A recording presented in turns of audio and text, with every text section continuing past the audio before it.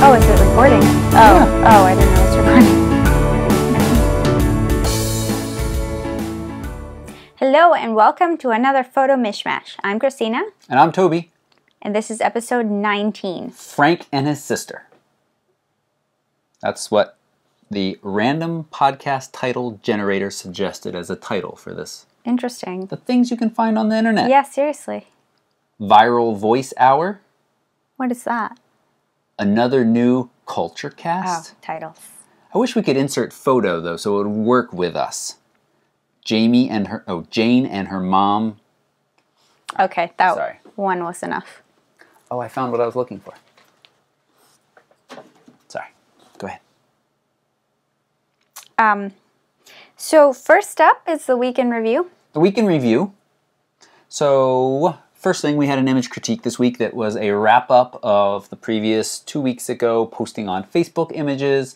Some really nice images in there. Again, I really like this method of pulling out from the asking you all to pull out from the group and post over on Facebook. It rewards those people who are being active in both communities. And I feel like there's a bunch of people that have gotten into the Flickr group that don't necessarily need our critiquing. Or Flickr seems to have this kind of culture of submit your image to as many groups as you can to get the kind of exposure and to get your image up to that explorers list. Yeah. And you know, we'll talk about this more in a minute, but it feels like it's not necessarily how good your picture is, and I'm not saying this from a bitter standpoint. I've never had an image on the explorers list. But it really seems to be how well you're connected and how well you use these groups. And we see from time to time on some of the images that we critique, oh, you know what I'm going to do? Oh, I hope I can find it. I'm going to throw up this one image that I saw months and months ago that had a bajillion likes and tons of comments, and you get these little glittery GIF awards. Have you seen those? They're like, your image wins our Tiger Eye Group from Fairyland Award. And you know what? It's nice to have your images recognized, even if it is from the people from Tiger Eye Fairyland Award. So that's a nice thing. It's not terrible. I don't know how much it means. But anyway, there's this picture. You're looking at it right now. Sorry, it's a little I take it, it's PG-13 still. It's kind of a booby shot. It's a woman on a boudoir. Sorry, to be official, it's a boudoir shot. And you can have different opinions about boudoir. But it's got a lot of views, and it has, I think, a lot of awards. I didn't spend a lot of time looking at it. Really, I didn't. Sex sells, people. We already used that title. We've got our title. Frank and his sister or something. But here's the thing. It's not good. She's not in focus. And her boobies aren't even in focus. It's just soft. You know, here is this, her face is in the frame. Her eyes should be in sharp focus. And they're not. It's a soft picture. It is, Craig posted those questions last week of those 12 items that make a merit image, and one of them is technical. I can't remember because we haven't looked at it again, and we're not going to until we talk about the next image critique. We've got to remember to do that. But, you know, just because it shows a little skin doesn't automatically make it a good picture, and that's true for other things. Let's say you got a cute kitten, although you probably would forgive a little blurriness on a cute kitten. No, I wouldn't. No. Okay, good. That's good to hear. Did I just liken boobies for me to cute kittens for you? Well, I didn't say I was attracted to this image. But it did catch my attention because we didn't have many what I call boudoir shots in the group at that time. I still don't think we have many. We're not kind of... There's some there. We're doing that. Are there some? Yeah. Okay. But so it's just, you know, sex does sell people. But you want to make sure if you're posting a picture like that, have it be technically correct and the right thing in focus. Moving along. Moving along. So we did a critique, and an assignment came out of that critique. That's right. So I guess I'm supposed to talk about it. You're the one that came up with it. Even though I haven't really... So we don't have really a catchy name for it or, you know, even a name for it. But basically the goal of this assignment is for you to post 2 different pictures of a single scene. One of the pictures should be wide, and I don't say that in terms of focal length, I just mean in terms of how much of the scene you capture, and then one of them should be very close. So you should isolate and focus in on one element of the entire scene and create a photo to accompany the larger, more overall scene photo. Yep. So that's I like this. So this is challenging. So, you know, and this came about because we've gotten a lot of these pictures. Some sunset pictures really come to mind, where you have this gorgeous sunset, but there's a lot going on, and the pictures could be stronger if you really just took a small section. You think about those thirds, and maybe really only be in 1/3 of that tic-tac-toe grid, or even a little bit less, because you're talking about cat hairs floating around, because you're talking about left and right and up and down, and focus in. So we're looking for 2 photos from you all. I got to come up with a good way for you to submit these. We could just put them on Flickr and then just give us the 2 links each. I think that'll probably work best. But we'll have hashtag near and far. Hashtag near and far. We've got to add like something specific like DPR into it. We had that problem with hashtags last time, and some people have had some complaints about Flickr. I hear those. I know it's a little frustrating. We were a little frustrated with the tagging system, so... You can tag on Facebook too, maybe? I don't know. Yeah, you could just post them anywhere and then give us the link to them to make sure we can see them big. Anyway, yeah, just We'll figure that out. We'll put some suggestions in a post that's coming. But go ahead and start thinking about this and start capturing now. Big, and then focus in on something within that area. I know a photo exercise from somebody that has gone on some workshops that you are given a metal coat hanger. They don't make metal coat hangers too much anymore, do they? No, I think they do. You bend it into a squarish shape that's as big as it can get, which isn't very big. And you go out in the woods and you just throw it. And wherever it lands, that's your subject. And you have to spend like an hour or 2 photographing what's inside that subject. An hour or 2, I don't know. Take a picture. It's a really long time. Maybe just 1 picture. All right. So that was the image critique. Next, we had the wedding kit video from Lumoid. So they sent those things along. It was very easy to review that stuff because that is what I use at every wedding. I show up with a 5D Mark III, 24-70, and a 70-200. I would also like to show up with a Sigma 50, but as I mentioned in the last podcast, I did go ahead and pre-order that, but I got the dreaded "your item is back ordered" email. Did I tell you that? You did not. No. I am sad to hear that. I am sad to hear that too. Hopefully it won't be too long. I should be somewhere in that first batch. But here's my point, and this is true right now for the Canon, newly announced Canon 10-18 EFS STM lens. If you think you're interested in it, hit that pre-order button through my link, and you can always cancel. But if you wait and then say, oh, I do want this, and you're going to want it sooner rather than later, the price isn't going to drop. In fact, the price might go up a little. Probably not on that lens. On the Sigma, it might, though. I wouldn't be surprised if we see them at a premium for a little while. But you've locked in that price, and you've locked in that you wanted it, and you get yourself in that queue, in that line, as they say, and you're more likely to get it. You can always cancel it, and I believe you often get an email that says, it's ready, about to ship, and you could hustle and cancel it if you really decided not to. You also did the Sony I did. review. You've seen a quick review of the Sony. I don't know if I'm going to get the full review out. Probably not by tomorrow. So you probably won't see the full review. Generally, I made a lot of fun of Ken Rockwell a few weeks ago. Kind of jumped on that bandwagon for a couple different reasons. But one of the things I mentioned was he's so positive about all of his cameras because he wants to sell them through his links. I'm going to step back a little and say that, you know, all of these cameras offer some really neat features, and it's hard to be really negative about any of them. Every camera that I've picked up and reviewed in the last couple of months, there hasn't been a ton, are pretty nice cameras that I would, for the most part, be happy to carry around and shoot with in kind of general, personal, relaxed settings. I'm not going to take any of them except for my 5D Mark III stuff to the wedding. I mean, I think that what we were criticizing about Ken Rockwell was his misleading information about how to shoot. New photographers on how to shoot. And you are going to be mostly positive because unless there's like a serious flaw with any camera, it will fit somebody's requirements and criteria for a nice camera. Yep. So I think you're just helping people by telling them what is nice and what is not so nice about each camera and what their particular features are and see if it fits them. So yep. So I'll let you all in on a secret though. So in my rapid review, or my quick review or mini review, whatever I called it, the very last bit is a slideshow of images taken with the Sony because, and you still hear my voice saying this is the end of the review, thanks so much for watching, because the shot I did of myself completely out of focus. Missed it. And Christina was working, and so I was all by myself in the woods setting up each of those shots. And it was a pain in the butt, but I had fun doing it still.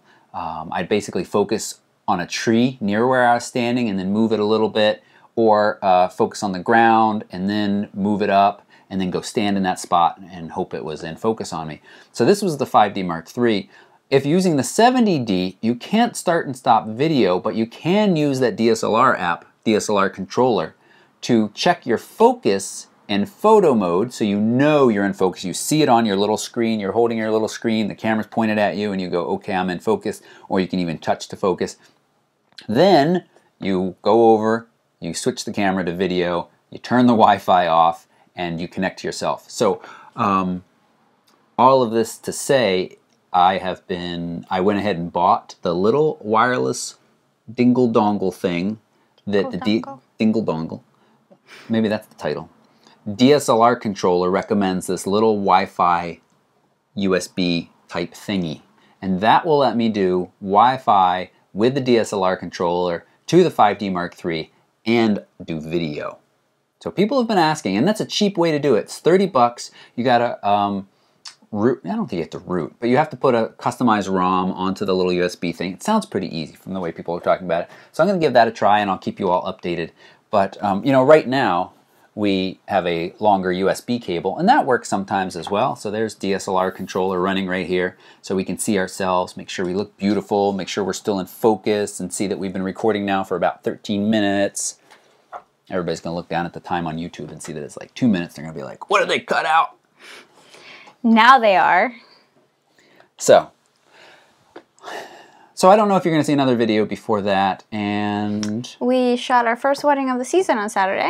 That's a great thing to do a week in review, and I did use the Sony some on that. Oh, so we started to talk about the Sony, and really nice camera. You got a couple issues with Sony, is that your lens selection isn't great. You know, that's one of the things that really makes me positive about the Canons, even though they might not be as cutting edge sometimes. But the Sony overall was a nice camera, and I could be quite happy walking around with it with a couple lenses. They have enough. And it is a non-proprietary flash hot shoe now, so you can slide in normal flashes, things like bubble level somebody was asking me about, for mics like the Shure we're using up there. But here's what I teased everybody in Facebook the other day. I said, tune into the podcast to find out why one of my cons was a Pro by Christina.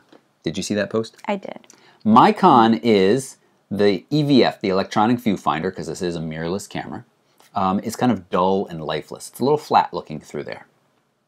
And I say that's a con. I agree. No, I mean, I agree that it's flat. I agree that it's flat.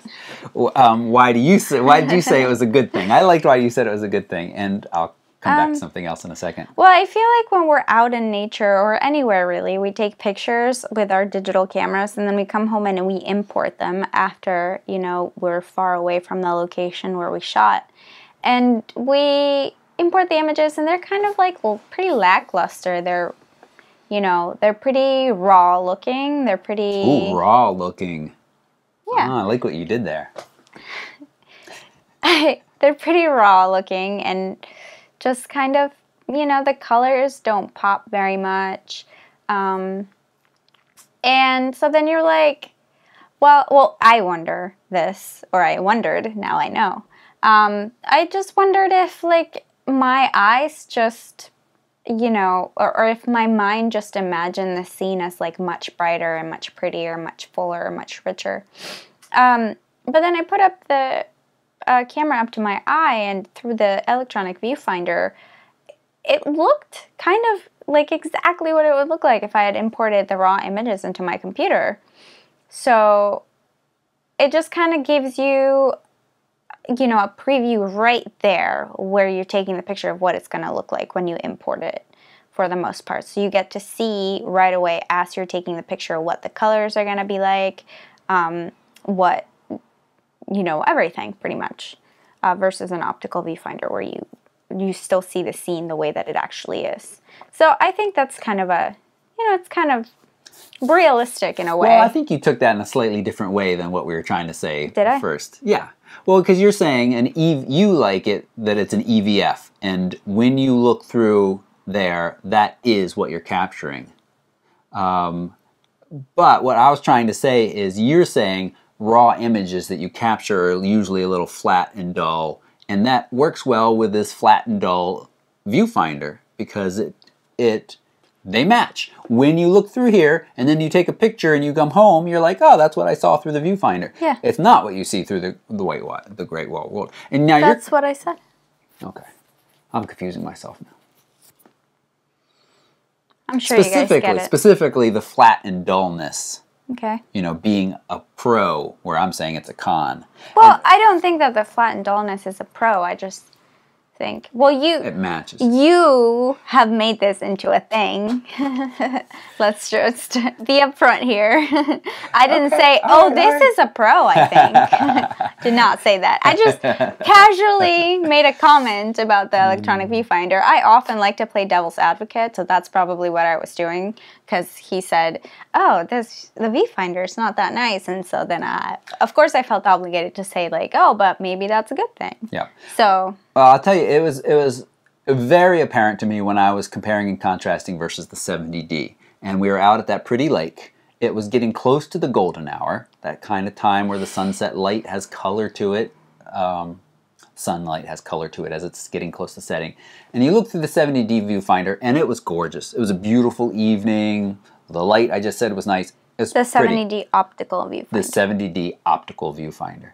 You bring the Sony up to your eye, and not as good. It's not as good. But there is the benefit of the EVF, and I wanted to bring this all back around to a comment I got that I haven't got the answer, and I don't remember exactly where it is, so I'll probably never find it again. Somebody, young man, I'll say, commented this week on one of my videos and said, when I look through the viewfinder on my, I think it was the T5i, on my DSLR, let's say, I don't see any of the changes I make. Is this normal? Or did I just get it? Oh, it was T5i. It was like, is this just entry-level cameras? And so there is this there's this pro-con list. You all know that. I think we're saying this same thing over again. But the glass optical viewfinder is really nice because it's bright, it's clear, and that is the real world you're looking at through there. But you don't get to see the changes as you're making them, and that is a benefit of the electronic viewfinders, even if some of them are a little less desirable. That Fuji, I love this analogy I've come up with. I'm very proud of this. When you looked into that Fuji X-T1 viewfinder, it was honestly like you were standing at the doorway of this home theater system, this awesome big room. It felt like a space inside the camera, and on the far wall was this gorgeous screen. And it was vibrant. It was nice. I liked it. So, and also a comparison to the Sony. That camera, the Fuji, is almost twice the price of the Sony. So, you know, yeah. The Sony's so light. So light. I can't get over how light it is. A little power zoom. Lenses are ish. Battery life. Whew, battery life was bad. Watch the review. Watch the review. And don't spoil too much. Well, they've seen the mini review, so I'm not spoiling anything. He doesn't get the hint that I'm trying to move this along. I do. I've shut up and let you. And I'm waiting for you to roll us on. Okay, so news. I don't have any news today, but you already kind of talked about that 10 to 18. But there's a new 16 to 35. Yep. So an L lens. Yep. Yeah. It's so we had 3 announcements from Canon this week. We have 1 announcement with 3 products. Let's talk about the most exciting first. A new white SL1. What's exciting about that? That's good. I was just seeing if you're paying attention. Oh. Do you know what the SL1 is? Yes. I think she does. It's a camera. Yeah, it's that world's smallest DSLR. It was Canon's attempt to battle the mirrorless market without really battling the mirrorless market. And their big great update is it made it white. They made it white. Come on, Canon. Now here's the thing. I actually, for a while, thought the SL1 was selling pretty well based on the number of questions I was getting about it and the reviews it's getting. Its price is nice, and you are getting a DSLR with DSLR quality and that nice touchscreen on the back. It's not articulating. And it's small, but as soon as you put a lens on it, one of Canon's lenses, I mean, these lenses aren't small, even the... Yeah, you've got basically a DSLR. You know, a 50 here. That's just a 50, a 51.4. It's chunky. Everything's in reach. So, I lost my train of thought. So it's not as small as it is marketed. Yeah, oh yeah, but then I heard an interview, and Canon admitted that it wasn't selling as well as they'd liked. So they made it white. So they made a white one? I mean, I think maybe I would imagine that was already in the plan. The time of this interview I heard was 3 or 4 months ago. So a lot of people have been coming to me and saying, I'm interested in SL1. I say, okay, have you considered X, Y, and Z camera? And those X, Y, and Zs are always mirrorless. Because if you're coming to me asking for an SL1 because you like the small size, there are smaller cameras with just as good, maybe better image quality, and there are some other sacrifices like maybe battery life or having electronic viewfinder or not having quite the lens selection. But when you talk about Olympus and Fuji, they have a good lens selection. Sony is the one that's lacking, but they do have good lenses, just not a huge selection. Yep. So let's talk about the other two announcements. The 10 to 18 EF, S, IS, STM 4.5 to 5.6. I did that all from memory. Lens. I pre-ordered it right away. I actually thought I pre-ordered it in the morning and then realized it was sitting in my cart that afternoon. And I was like, how many people are in line in front of me now? Too many. One of you out there. Somebody else ordered it too. I think this is exciting. This isn't going to be some incredible quality lens or anything, but for $299, this is a very viable wide-angle lens. It starts at 10, and it's STM for video work. That's great. Nice to see. It's got image stabilization. Now, there's been some grumpiness. I think it was Craig who pointed out, you know, f4.5 is its widest aperture. Yeah, that's not great. But on wider angle lenses, and we're going to come around to more about aperture and depth of field in a few minutes. On these wider angle lenses, man, we can talk. You can talk. We have to be shorter today because we're getting close to we're really getting close to actually really starting to pack. And we have a friend coming to visit. We should have packed already, but we haven't. Yeah, so just, you know. Okay. The movers we haven't hired will do that. Keep talking. On wider angle lenses, you don't see and don't need as wide an aperture necessarily. You can it's at a 10 millimeter lens, you can be shooting at like 1/20th of a second without worrying about handshake. Remember your focal length shutter speed rule. Now, if your subjects are moving, yeah, that's a different story. And you got IS in this. And at very wide focal lengths, you don't see the effects of wide aperture much. f2.8 to f4.5, you're not going to see a whole lot of difference as far as depth of field. Does make change in the amount of light it lets in, yeah. So I am defending this lens a little bit, but for $299, that's what you get. Other lenses that are super wide in the $299 range are all manual focus, like the Bauer or the Samyang, and those are primes, and they're probably going to be a little sharper. But if you want a very good wide-angle lens, Tokina 11-16 2.8, it's only crop sensor. People can see you do your, oh no, I guess it's cut off. She's giving me the roll-on fingers. The other lens, 16-35 f4 IS from Canon. Yep. This is, let's talk more about this down the road a little bit, but we now have this kind of, Canon is doing this where they've released updated lenses that are f4 and IS. They did this for the 24-70. So wait, they're doing a 16-35 f4 IS? Yeah, that's what it is. What? You're not interested at all? No. Okay, yeah. Are you interested in this? So this is for full frame, of course, could be used on a crop. Are you interested in that focal length at all, 16-35? It's way too wide. I would use it, like, I wouldn't really use it that often at all.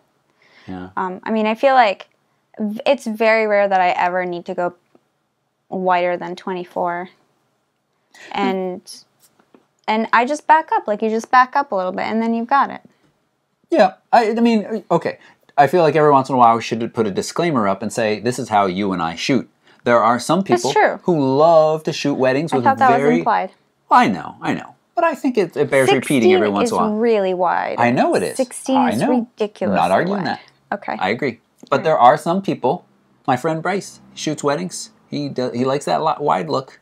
Yeah, right. There are some people that like that, and their clients apparently like that. I feel like I was even kind of critical in the way I said apparently. They like that. So, you know, and there are people that go out and take beautiful landscape pictures with very wide. So, it's true. Again, that f4-ness is not as big a deal in that wider. Why did it immediately turn you off though? Why are you like, why would you need IS at 16? I feel like video? Handheld video work.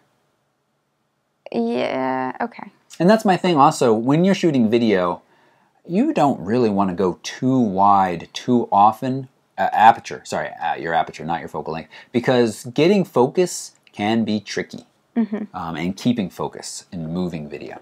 So that's why I think it's a little bit more appropriate. It's $12.99, I think, or $11.99. So it's much cheaper than 1635 f2. It's good. Okay, let's move on. So I see in my notes that there is a top secret giveaway. Oh, there is. I was gonna 'Cause I don't even know what it is. tease that. I don't know what it is. Well, we mentioned we're moving, and there's some little stuff. Don't get too excited. There's some little things that Don't get too excited. I want to not move with because I don't need them.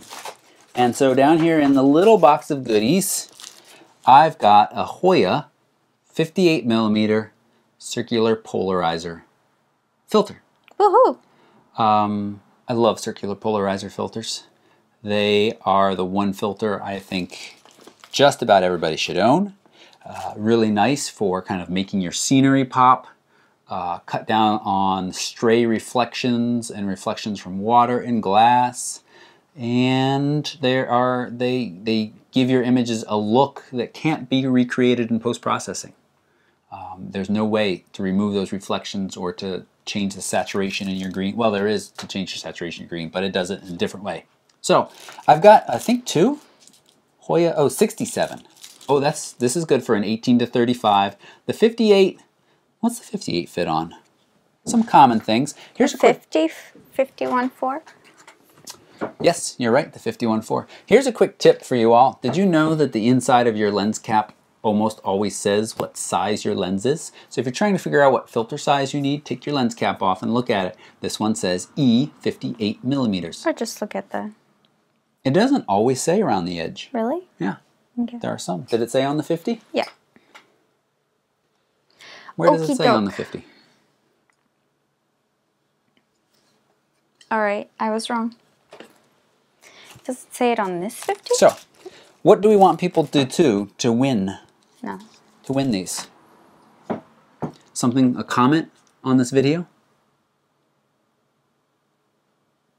Yes. A comment. Your favorite photo tip in a short, tweetable size. Okay. Okay? And I'll just pick a tip that I like. Sorry, it'll be an I like thing. Get your friends to vote up your tips though. Maybe I'll look at the ones that are voted up more. I don't know if I have that many people commenting, but I'll send this anywhere in the world. I'll say they're worth like $5 overseas. I'll ship them to you, but you gotta pay any kind of that import tax stuff. Not doing that. All right, and wait, there's one more. The cap buckler. This is this thing that slides into your strap and you can clip your cap to it when it's not on the end of your camera.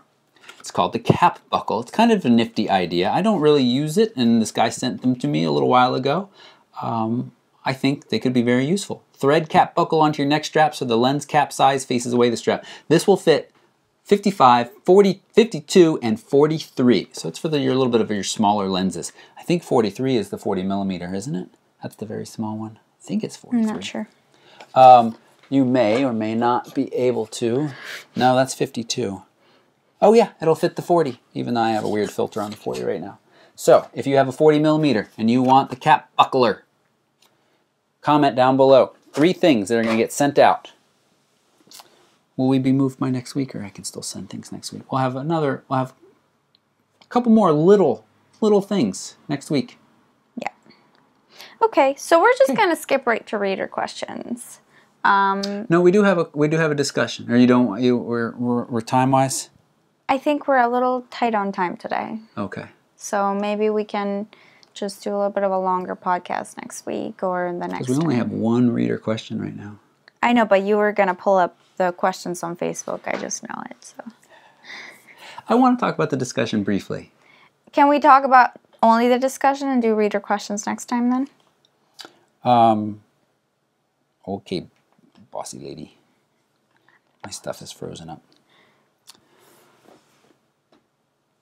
Okay, I'll say that, but then we'll do at least one question. One question. All right, so brief discussion, because we're not experts in this.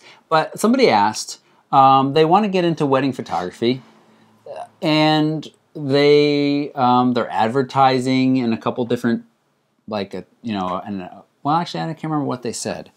Let me see if they've asked it in another place that I asked them to ask it so that I could find it again.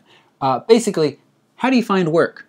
You're a photographer. You want to start taking pictures for money. How do you let people know you're willing to do that? Well, honestly, this is probably going to be a cop-out answer, but there are so many different ways. There are some people that are really good at word-of-mouth marketing and like guerrilla marketing, which is like basically you tell everybody that you meet and you know that you're in business and you encourage them to hire you. You can pay for advertisement on Google or different websites or newspapers or magazines, or you can, Facebook's a great way to advertise. You can look on Craigslist. A lot of my very, very first jobs came from Craigslist. That's what I was going to say. And there's, And I realized that there's kind of like everything in there. You don't really know what you're going to get, but if you don't have any work and you're really trying to get get some experience, kind of get your feet wet, and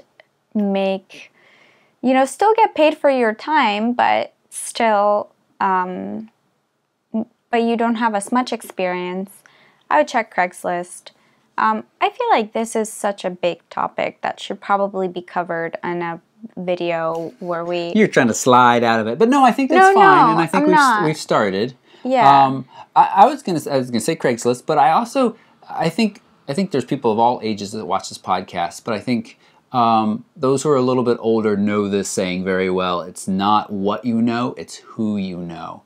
And there is a big benefit to networking, to meeting other photographers. That is how I get most of my jobs now.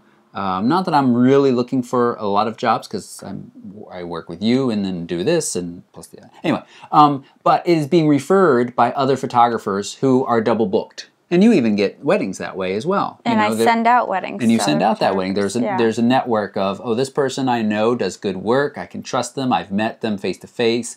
I'm booked on that day you're asking, but go talk to X, Y, or Z. And this is why it's nice to apprentice too, because you can build a relationship with people and you can learn from them and help them, and at the same time, like build, as I already said, build connections, and then later on where you're at a level where they can trust you and they respect your work, then they might even end up sending you work themselves. But it's not going to happen overnight, No. But you definitely should try to find work on your own. I think it's, after you've had some experience, it's probably a good idea to just go at it yourself and just give it a try. If you're doing weddings, for example, to just do a wedding on your own, maybe with an assistant or something like that. But yeah, just experiment. There's no one-size-fits-all solution. Everybody has different stories of how they got where they got there. And, this might be, we have sort of been entertaining the idea of doing workshops, live workshops, where we teach to you directly. Hands-on, physical. In-person. Yeah, in-person workshops. So this could be, I think this is a much larger topic that can be covered in a much larger span of time. And I think, you know, if there is enough interest, that's something that we could possibly teach to you guys. Yeah. So yep. Hopefully that helps a little bit. I know it's so broad, but it really is. I'm gonna summarize this, and even though we didn't say it, but in the summary, have a short but sweet gallery of your very best work. Contact and connect with other photographers in your area to let them know you're available and happy to take any jobs that they're booked at. It's going to be tough though at first because people aren't going to be likely to refer just kind of cold call like that. But yeah. You could also just ask if they need an assistant. And it's very competitive out there, yeah. Even for assistants, it's very competitive. It can be. It can be, yeah. Yeah. And also, I think this person, I gave up trying to find it in YouTube on an iPad because that's stinky poopy. But I think they had said they have connected with a couple like venues. And it wasn't clear to me if you have shot at those venues or not. I think people, just because you're on the list doesn't necessarily mean that they're going to recommend you to somebody coming to that venue. They're probably going to go to their top people that they know show up on time, take good pictures, keep the couple happy if we're talking specifically about weddings. Right. So you might offer to come shoot for free for them for something, you know, some event sometime that they want in-house pictures of, but the people who are having the event didn't hire a photographer. So something to get your foot in the door and connect. Mm-hmm. I think that was pretty good. Yeah. If I say so myself. One reader question. One reader question. Okay. Want me to read it? Here goes. Okay, no, I'll read it. I'd like to request a video on doing landscape photography with distant subjects. Do you know who asked this? No. Sorry. Okay. How do I get the camera to autofocus deeper, and can you isolate very distant subjects with a large aperture to do a sort of portrait of, say, a distant building or cluster of trees and blowing everything out? It seems every time I go to take a picture, the camera, which is a T5i or 700D, autofocus on subjects in the foreground instead of the subject further afield. If it makes any difference, I'm using a Sigma 18-35. Maybe this is the wrong lens? Okay. Good question. I think, and this is a misconception. Well, okay, let's pull this question apart into two pieces. One, your camera is focusing on the foreground. You be in charge of what your camera is focusing on. Remember, T5i, T4i, you have this button right here in the back corner that allows you to set which focus point you want to use. Don't let the camera decide what focus point you want to use. I think 1,000 out of 1,000 pictures you're about to take, I think maybe there's one picture that might be appropriate for you, letting the camera decide if the subject's moving fast across the frame. You pick the point, and then you get to decide where that point is, and then use it to focus on the distant subjects. That's part one. That's answer one. The second part is, and I think this is tricky. People, as a beginner, I had very difficult time visualizing your depth of field. But there are three things that affect your depth of field. Your aperture. I feel like we should do Dora the Explorer, Blue's Clues. What are they?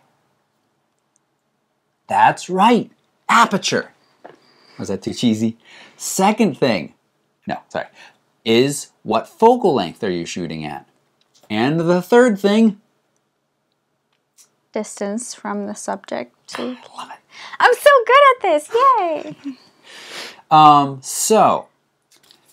And all that said, your depth of field becomes larger and larger and larger the further you're focusing from the camera. So if you're taking a picture of the Empire State Building from, across the river, your depth of field is going to be infinite.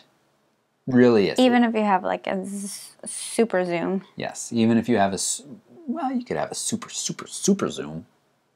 That should be the title, super zoom. And people are going to think we talk about zoom lenses. It's misleading. Very misleading. Okay, go on. So it's not really possible. Yes, it is. Yes, it is. So we're only going to touch on this, and we're not going to go into full depth on this. Are you going to say tilt shift? No. Oh. I was going to say image composites. So I don't know if you guys follow the photographer Ryan Bruneiser, but he created this. He popularized this technique called the Brenizer method, which is that you shoot with a prime lens or a lens that has a wider aperture, and a longer focal length. And a longer, and a longer focal length. So, for example, the 85-1.8. Okay, we'll just say that. And let's say I'm trying to photograph a tree and isolate it.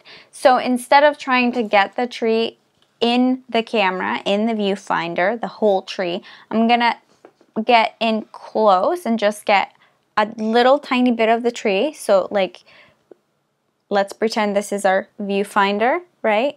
And the tree is like right here if you're going to photograph the whole thing. So you're gonna get in really close and you're gonna fill the viewfinder with a small part of the tree. And then you're gonna go click, click, click, click, click. And you're gonna make a panorama of the tree, basically. And you're gonna shoot at your widest possible aperture. And then you're gonna stitch it later. And then it's gonna create a super duper shallow depth of field. And we can talk about this in another episode. But it's a cool technique. You can search it out. There's tons of information out about there.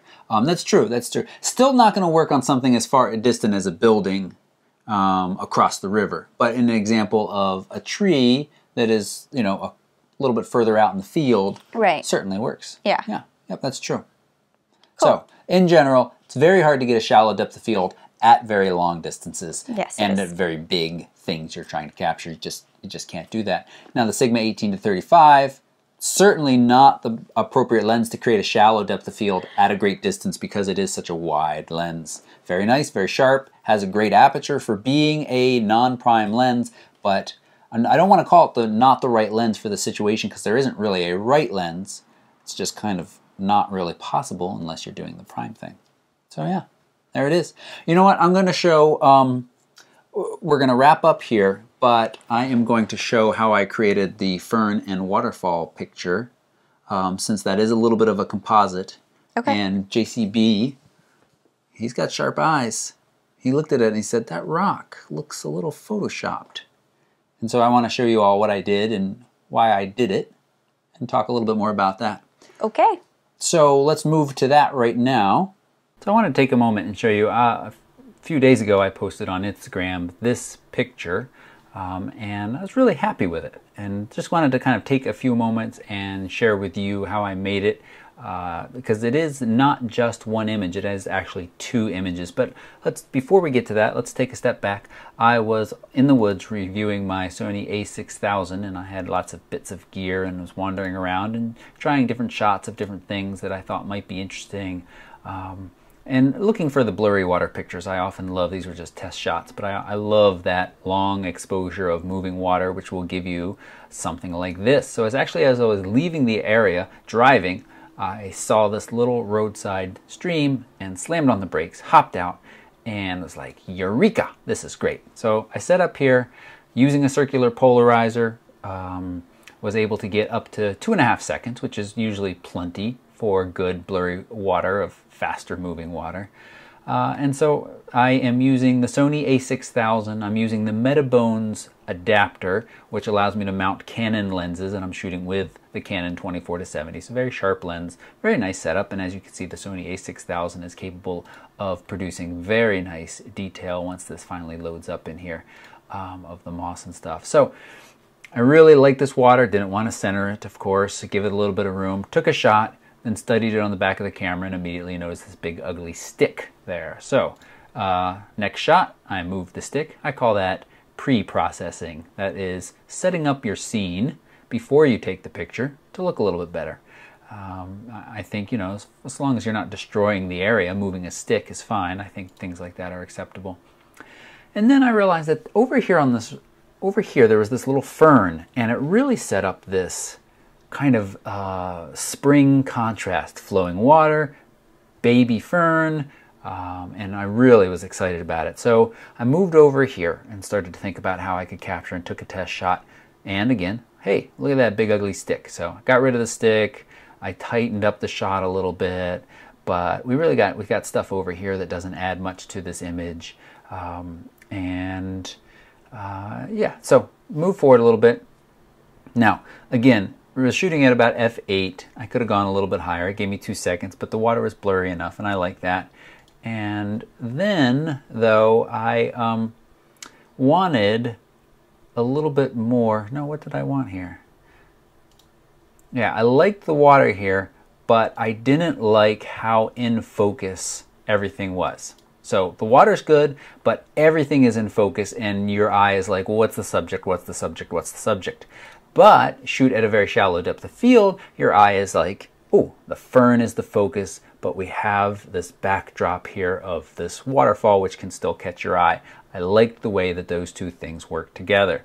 But I didn't like the way the water looked at this slower shutter speed. Sorry, at this faster shutter speed, 1/8 of a second. I'm looking up here for my metadata versus 2 seconds. See that difference in water? It's not just the fact that actually it's even more out of focus, but we have that really smooth motion blur there. So I said, I'm going to take both of these, selected both of them, right click and edit in. Now I could say Photoshop. And this is one of the reasons why I really like that Photoshop Lightroom $9.99 combo, because you get both of these programs. I don't go into Photoshop too often, but there are certainly things it can do that Lightroom cannot. But I'm going to say open as layers in Photoshop, because I did not move the camera at all between these two shots. I simply changed my exposure information, or my shutter speed and aperture. So this image is now opened in Photoshop and layered. Notice there's just one image open, and I have 2 layers over here. And I can turn it off and see that there's no movement, just a change in the depth of field. So what I really actually want is this image on top. I'm just going to drag it to the top, and I'm not going to do a full detailed how-to. I'm simply going to say this was more of the look I wanted, but I wanted that softer water back there. So grabbed the eraser and checked my brush. I want a fuzzy brush with fuzzy edges in my flow, not so heavy. And then I just started brushing back here. And that allowed, what I'm doing, let's turn this bottom layer off for a second, is I'm cutting a hole in the top layer so that the bottom layer shows through. And I took my time and really carefully brushed along the edges, because again, my goal was to keep the soft focus in this area and really just let that smoother water show through. And because it's so smooth, it doesn't look out of place. Now, one thing that JCB noticed is I accidentally uncovered a bit of the rock. And then I decided that I kind of liked it in sharp focus. So even though we have soft focus back here and around here, I like that. And you know, I don't know if that was silly or not. I think I'm still happy with it. I was kind of thinking of a tilt shift, and that's not a lens that we've talked about, but that's really an amazing lens that allows you to take your plane of focus, which is usually out in front of you, parallel to the camera, and slant it. And so that's what I was kind of thinking of here. But I did that, and for better or worse, it's done. I also did take the blur tool to blur around the edge of the fern here. And I believe, if we turn this off for a second, yes, the fern moved a little bit more in this shot, even though it was the shorter focal length. A little bit of breeze blew this. And so again, I'm going to hit my Z key and I'm going to zoom in on this fern. And I erased here too, because I'm going to do this kind of sloppy just so you can see. The fern is sharper underneath. And so I really wanted to bring out the fern and have it to be crisp and not moving. And you can see that it's just a little bit sharper. It did just because of movement in the underlying frame. And now, I made a mistake. See, I got a little too much of this over here. I'm just going to grab the history brush and paint. And that paints the layer I erased back in. And you can get really fancy bracket keys, make it smaller. I'm going to zoom in here like that. And then I'm just going to zoom back out. There we go. That's it. And then you really just hit close, say save changes, and it round trips itself right back to Lightroom. And there it is. And then I did develop in Lightroom, set up my square 1:1 Instagram crop, somewhere right around there. I think I might have tilted it a little bit. I don't know if I tilted it or not. And then I came down here to my hues and my greens, And I really said, you know, those greens were greener than we're seeing them in this picture. Increase the saturation of the green a little bit and increase the luminance so they're just a little bit glowy, more glowy in that green there. And I like that. And I think I might have taken a little color out of the water as well. But that's pretty much it. That's how I created that image. So it's actually two different images sandwiched together with a little bit of erasing in Photoshop. Back to the wrap-up of the podcast. Goodbye. Hopefully we remember to pick our Flickr pictures of the week. Remember, you have an assignment.